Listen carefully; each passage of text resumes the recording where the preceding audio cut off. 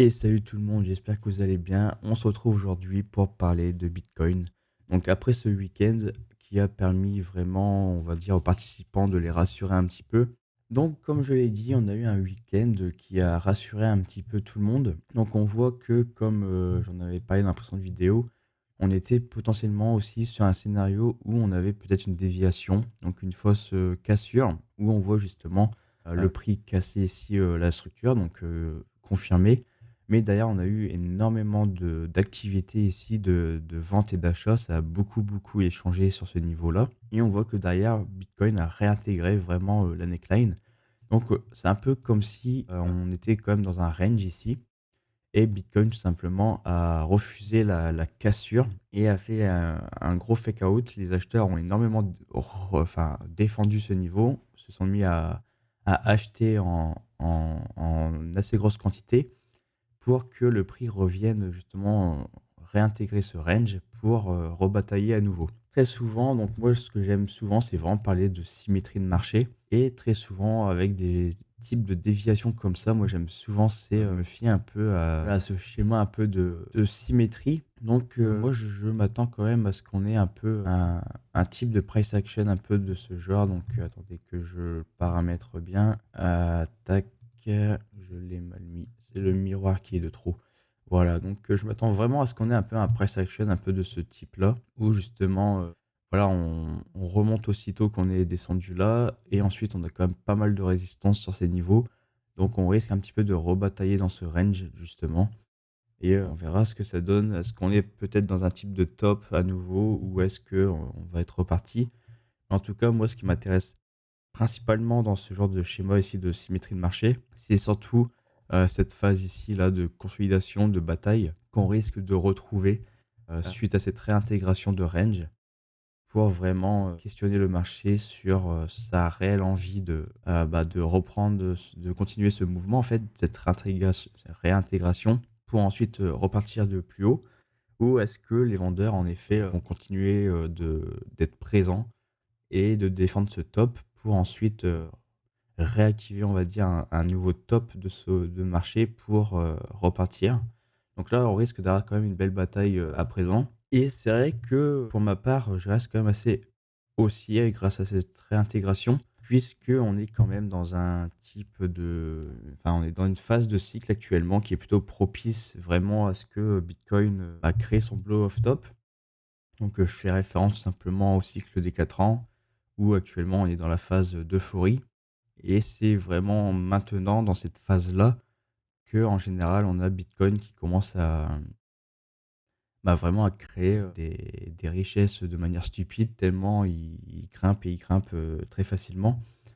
Donc, je serais pas du tout surpris que justement cette réintégration soit vraiment un signal pour dire: «OK, non, on va pas plus bas, on piège les vendeurs ici, puis on repart». Ça serait intéressant de faire un petit point aussi un peu sur le on-chain, où justement on pourrait regarder un peu ce qui se passe dessus. Donc on peut regarder un peu les fundings et j'avais remarqué aussi qu'au niveau des fundings, donc si jamais ça veut bien charger, ça a du mal un petit peu, OK. La heatmap, mince, tac. On voit que justement, on a énormément nettoyé les fundings, donc vraiment au niveau des cryptos là, on est vraiment propice à pouvoir repartir. C'est-à-dire que les fundings, au plus ils vont être élevés, au plus ça veut dire qu'on est proche d'un top ou du moins on a besoin d'un nettoyage en fait, puisque les gens sont hyper, utilisent énormément de leviers. Voilà, ce sera mieux pour le dire en français plutôt qu'en anglais. Utilisent énormément de leviers, même trop et du coup, c'est dans ces moments-là que ça devient très, très dangereux pour un marché d'être trop sous effet de levier, puisque il suffit d'un rien pour que tout le monde se fasse liquider. Donc souvent, on a besoin d'un petit mouvement justement qui vienne liquider tout le monde pour pouvoir aller chercher de la liquidité, pour après pouvoir repartir sur des bases plus saines et on voit que depuis le funding, s'est totalement calmé. Ensuite, on peut faire un petit point justement sur, les options sur Ibit. Donc ça, c'était vraiment quelque chose auquel je m'attendais pour la clôture de vendredi. Donc on avait vu les options et on avait vu qu'on avait, le plus gros open interest de call à 69 le plus gros open interest des puts à 66 et j'avais dit justement que ça m'étonnerait énormément que le marché vienne, clôturer sous les 66 auquel cas sinon on aurait déclenché tous les puts et c'est pas dans l'intérêt de Wall Street, de perdre de l'argent comme ça bêtement. Donc je m'attendais vraiment à ce qu'en tout cas on clôture au-dessus et clôturer au-dessus, ça signifie aussi, d'avoir ce fake out ici du range. On voit sur Ibit par exemple qu'on a ce potentiel M-top et qu'on est venu chercher, vous voyez la neckline ici, on est venu chasser un peu les stops ici, on a chassé de la liquidité pour pouvoir reclôturer plus haut. Donc là, Ibit est actuellement en pré-marché à 67-65. Donc en tout cas pour cette clôture-là, je m'attendais vraiment à ce qu'on reste au-dessus des 66 $, ça paraissait plutôt logique. Mais en tout cas, du coup, ce qui peut être intéressant à regarder, ça va être les prochaines échéances, expirations justement des options. Alors je sais qu'on avait déjà vu ensemble, lors de la dernière vidéo, mais je vais refaire un point ici puisque je n'ai plus souvenir vraiment des open interest ni des strikes. Donc on va regarder un petit peu. Là, on a la clôture pour jeudi, donc pour la fin du mois. Donc qu'avons-nous d'intéressant? On a quand même un gros open interest à 70 $, mais ça reste comme des open interest assez faibles.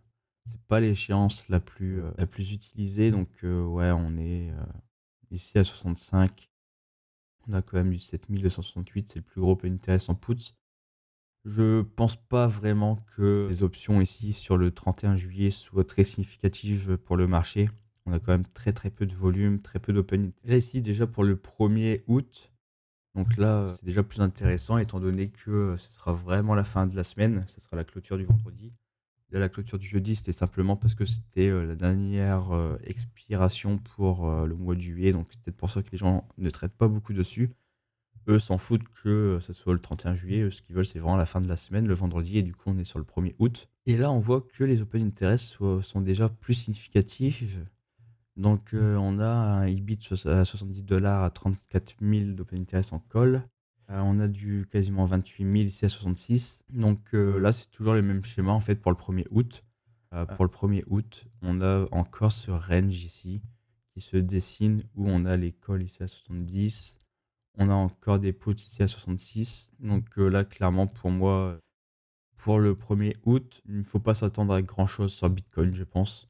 On risque d'avoir un Bitcoin qui reste encore dans cette phase ici, là, dans cette zone, pour engranger encore un maximum d'argent. Donc après, ça ne veut pas dire qu'on ne va pas avoir une poussée sur Bitcoin. On a déjà eu le tour, justement, alors je sais plus c'était à quelle échéance, où on avait une grosse échéance, une grosse expiration de calls à 61 $ quelque part. Et au final, on est venu chercher cette expiration donc pour déclencher tous les calls.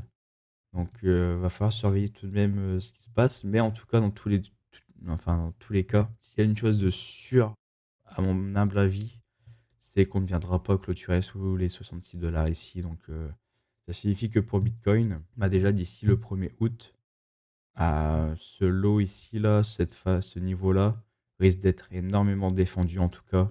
Je ne pense pas qu'on viendra le chercher et couler derrière ensuite. Et ça jusqu'au 1er août. Donc on a quand même... on voit que selon ce qu'on voit sur les options là actuellement, on a tout de même... comment dire? On a ce scénario ici de range qui s'accomplit. Et ça fait sens en fait tout simplement avec ce qu'on voit actuellement sur les options. Donc on pourrait range ici pour engranger un maximum d'argent pour entre le calls à 70 $ sur Ibit et les puts à 66 $. Donc voilà pour cette petite vidéo. Donc j'espère que ça vous a plu. Si c'est le cas, n'hésitez pas à vous abonner, à mettre un petit like, ça me ferait extrêmement plaisir. Et je vous dis à la prochaine. Allez, ciao!